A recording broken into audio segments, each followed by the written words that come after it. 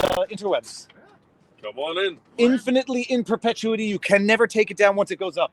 That's fine. Okay. Come on in. It's all right. Come on in. Let's see. So you guys have been sleeping here. Yep. We've been sleeping. Okay. We have.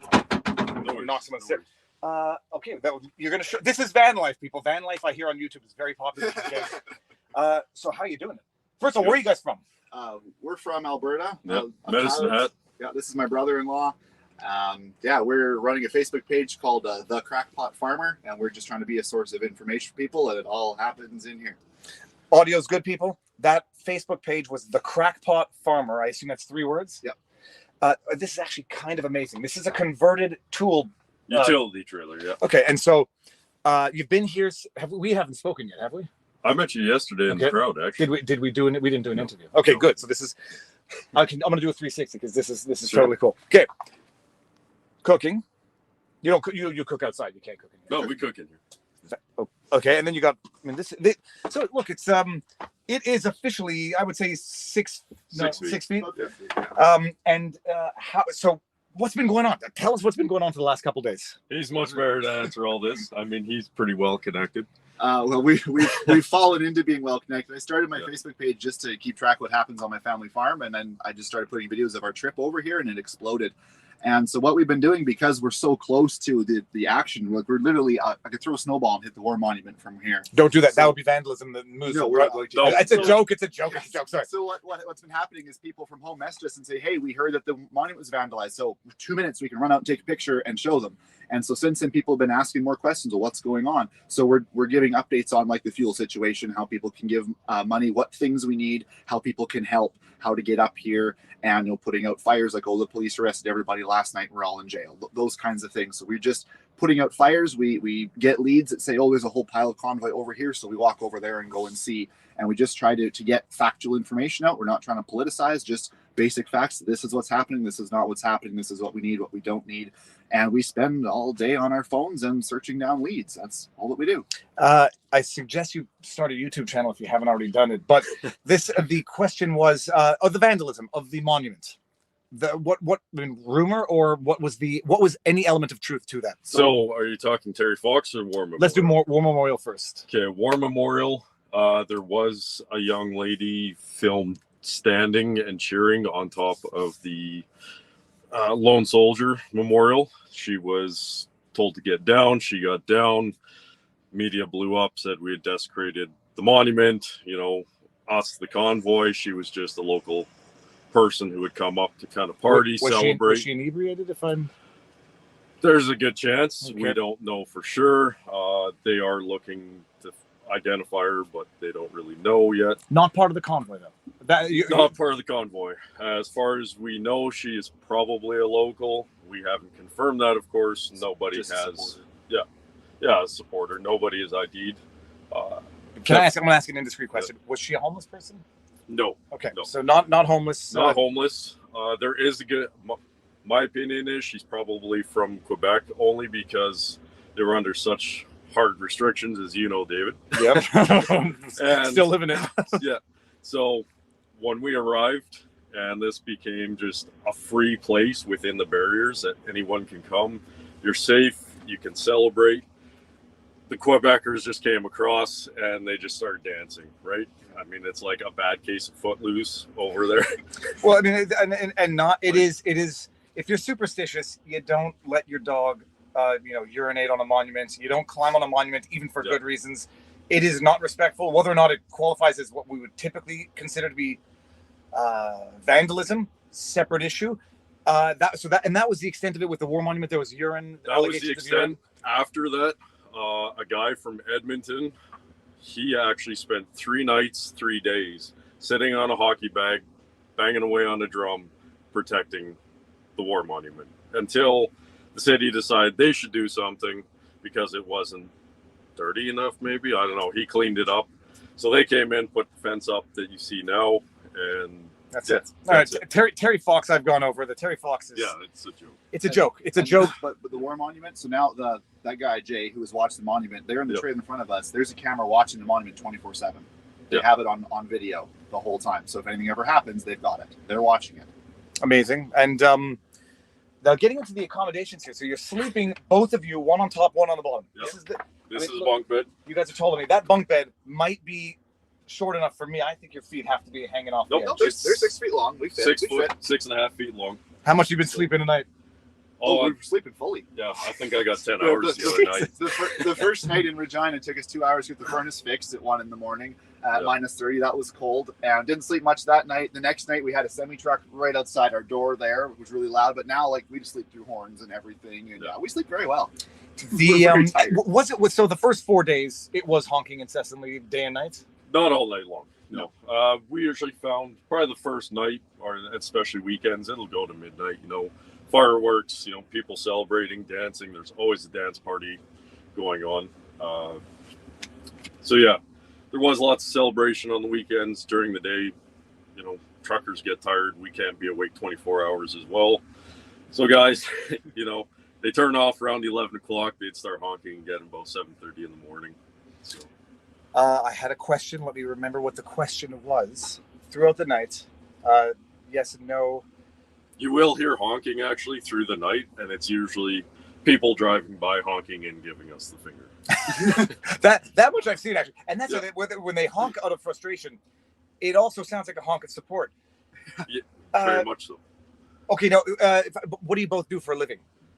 I'm a farmer. I'm retired. How did that happen? You look a little too young to be retired, sir. Yeah. I cannot afford retirement. Basically, because I just refuse to talk about my health choice, whether pro, for, against anything. I just refuse to have the discussion. Because of that, I was offered to pay to go to work, do my testing. I refuse to pay to go to work. I'll find another job. I don't really care. I'm a bum at heart, so I can be here and. Are you able to make ends meet in the interim? Oh yeah. Nope. I've got savings, and the way I see it, as I've told many, I risk financial ruining being here, but I guarantee it if I leave. So. That's what it's a funny thing. I heard someone talking this morning as I'm walking the street, and they're talking to someone on the phone. And it says, just suspend all their licenses. In response to this. And I was like, well, that's effectively what they did by requiring them to do something that they're not going to do, or penalizing them if they didn't do it. You've already done that, so that's not a threat anymore. Now they're talking about other punitive means. Yeah. So we actually have just been dealing with what you're just talking about now all morning. So suspending the licenses. 1, I'm not sure anyone cares really anymore at this point. We're committed. 2, that still leaves Parliament with a whole bunch of trucks that now have no drivers and no keys. Strategy with no logistics is what that is. And don't forget, they're all going to be out of fuel soon. But yeah, they will be out of fuel. So you will have a bunch of trucks that cannot be driven out of here because there's no drivers. It's not like anyone can hop in a rig and drive it. Every towing company around, like in even a down 5-hour vicinity, has declined to already tow us. Apparently they all have COVID. They all have COVID. I mean, we're seeing that countrywide is now a pandemic of tow drivers only. So, or I guess, and our PM. Yeah, he is. Yeah, our fearless leader just run.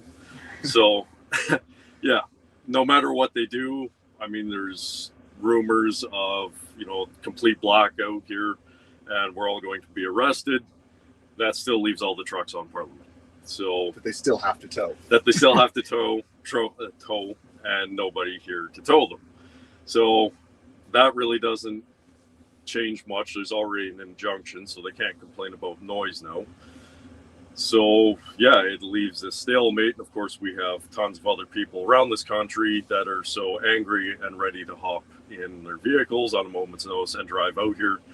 And what that will bring, you'll see more blockades around the city in different areas. You will see blockades of the blockades, which will create more blockades. And it's just this unending logistical nightmare for anything that they try and do. The chat wants to confirm, shout out again, your Facebook page and the farm. 3 words, the Crackpot Farmer. Okay, That's our fantastic. page that we're running off of. It was just started for our farm, and it has since exploded and ballooned. We've had to get assistance for moderating and stuff. And I'm not a social media person, but I'm glued to my phone now. What does the farm do? Any specialty? We're a 4,000 acre grain farm. We do 130 beef cows on the side, and it is myself and my wife and my father and mother that run it together. Beautiful. I'm going to talk about the injunction when we get back outside. The question was, there were rumors that the cops were seizing jerry cans of gas and arresting people. Yes. Have you seen any of that? Yes, we have seen that. We've seen videos of that. We have also seen numerous people walking around with empty jerry cans just to make their life difficult for the cops. I've seen a picture of a guy who chained a jerry can to his wrist with a chain and a padlock.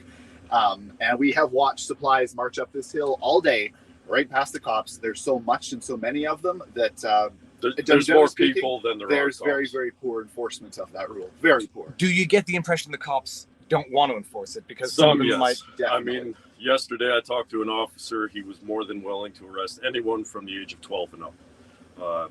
You know, he was questioned on it. That was his opinion. He will not make a personal opinion. He believes that even his personal choices should be made by those above him. So Just follow question on his morals, anything he would not answer. There was another officer standing there. He almost looked ashamed to be standing beside this fellow cop. So I think it's causing the question of integrity, morality within themselves, and that's what we want. I mean, we want every Canadian to stand up and figure out where they stand on this issue. You know, what are your morals? What is your integrity telling you? It's something that you have to find for yourself. If I may ask, how old are you guys? You look very young. 31. 27. And most monumentous thing you've ever seen in your life? Oh, yeah. In your lives? Yeah, No yeah. doubt. I mean, I think, you know, for me personally, there's only one other thing that has topped this, and that's completing my life goal. So this is by far number 2. Easy. And the other obvious question, I mean, you guys have been here since day one because this location where they're at, it's like prime location. You don't give it up. And also, No. I don't know how you get out of here. How long have you been here for? How long are you going to stay here for? We got here last Saturday. We left home last Monday. So just over 2 weeks ago, we left home. We got here last Saturday afternoon, and we're here for 2 weeks to flatten the mandates. Now, any issues getting food, other supplies, sustenance? No. So No. we brought with us, we're farmers and mechanics and hunters. We know how to be prepared. We brought with us enough fuel and everything for 2 full weeks, completely 100% self-contained. We've eaten like 2 days worth of food because you sit in a truck and it comes in through the window. People walk by here, have a sandwich, have a coffee, whatever. So we're mostly given the food that we eat. We brought tons and tons of fuel. We're not in need of any fuel of any kind. And like everything, we have so many locals here that are like, anything you need, you call us. So I needed a phone cord. It was here in like a couple hours. We needed an extension cable to connect our generator. It was here in an hour. So we have lots of local people that are like, anything you need, let us know. We've discovered we have friends over in Quebec, relations through our church. So we've been there for a shower and supper and do laundry a couple times, went for a hike just to kind of take a bit of time off. We are incredibly well supported, both from at home financially and by the locals here. Very, very well supported. Yeah. Fantastic, guys. All right, well, we'll be following, and nice to meet you. Yeah. Sorry, You too. I have my glove on. That's okay. No worries. No worries. Gentlemen, Stop by anytime. absolutely. If I need some intel, I'll come by. Warm up.